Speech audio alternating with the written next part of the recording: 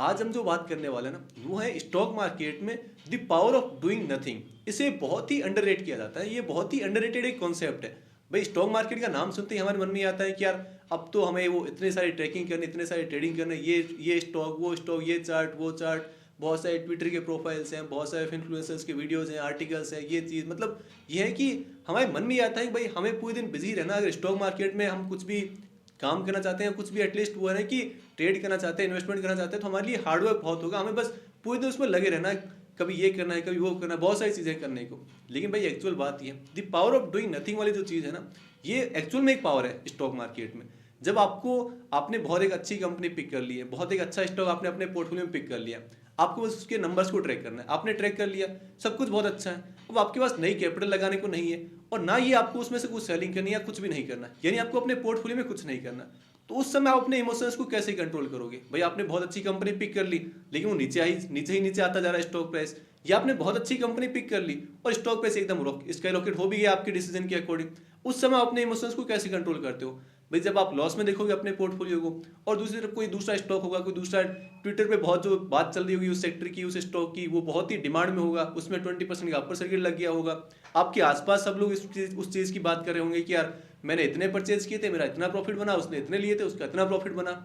उस केस में अपने आप को कैसे, अपने इमोशंस को कैसे कंट्रोल करते हो? ये भी इमोशंस को कंट्रोल करने वाली बात है। भाई जब आपको कुछ नहीं करना होता तो अपने अंदर की जो टेम्पटेशंस है कि यार मैं इसे सेल कर दूं, इसे बाय कर दूं, ये कर लूं, वो कर लूं, यहाँ से 2%, यहाँ से 5%, उस चीज़ को आप कैसे रोक कर रख सकते हो? अपने इमोशंस को कैसे कंट्रोल कर सकते हो? ये भी एक बहुत बड़ी पावर है। क्योंकि देखिए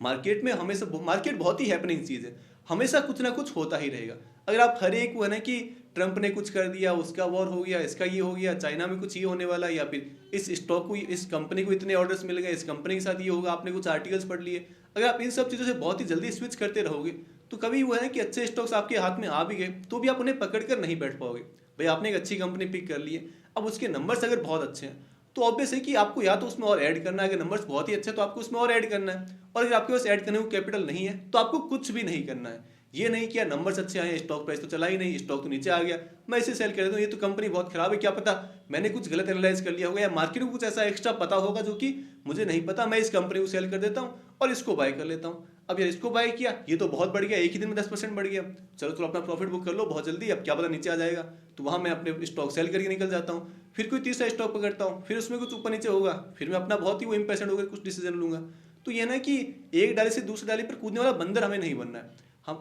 हमने अगर अच्छे स्टॉक्स पिक कर लिए, कंपनीज बहुत अच्छी है, हम उसके नंबर्स को ट्रैक कर रहे हैं, मैनेजमेंट ने कुछ भी वो रेड फ्लैग नहीं दिया, कुछ भी वो है ना कि नेगेटिव कमेंट्री मैनेजमेंट की नहीं है, आगे का आउटलुक हमें अच्छा लग रहा है, अब हमारे पास नई कैपिटल इन्वेस्ट करने को नहीं है, ना हमें किसमें सेलिंग करनी है, ना कुछ स्विच करना है, तो भाई एकदम शांति से बैठे रहो, अपना जो प्रोसेस है कंपनीज को ट्रैक करने का वो किया और खत्म। ये नहीं कि आप मार्केट में तो हमेशा आपको ट्रेड करते ही रहना है, ये जरूरी नहीं। और ये अगर आप जितना ओवर ट्रेड करोगे ना उतने आपके ज़्यादा चांसेस है कि आप गलत ही साबित होंगे, आप गलत डिसीजन ही लोगे। जो भी आप जल्दबाजी में डिसीजन लेते हो, यार मैं ये स्टॉक परचेज कर लूँ, इसका ट्विटर पर बहुत नाम है, ये स्टॉक खरीद लूँ, ये इंडस्ट्री खरीद लूँ, इस वाले सेक्टर में ले लूँ, यहाँ से 20% बन जाएंगे, स्विंग ट्रेडिंग कर लूँ, चलो इस बार मैं बीटीएसटी कर लेता हूँ, इंट्राडे कर लूँ। आप जितना वो है ना कि अपने माइंड को कम बिजी रखोगे, जितना अपने प्रोसेस को सिंपल रखोगे, आपने चीज़ों को एनालाइज किया, आपने कंपनीज को ट्रैक किया और बस बैठे रहे, अच्छी कंपनीज को होल्ड किया और बैठे रहे, तो वो चीज़ आपके लिए ज़्यादा रिवॉर्डिंग होगी, बजाय कि आप बहुत ही वो एक्टिवली कुछ ना कुछ ये करते रहो कि यार मैं मार्केट में तो कुछ ना कुछ करना ही है, मुझे ये ट्रेड करना है, वो ट्रेड करना है,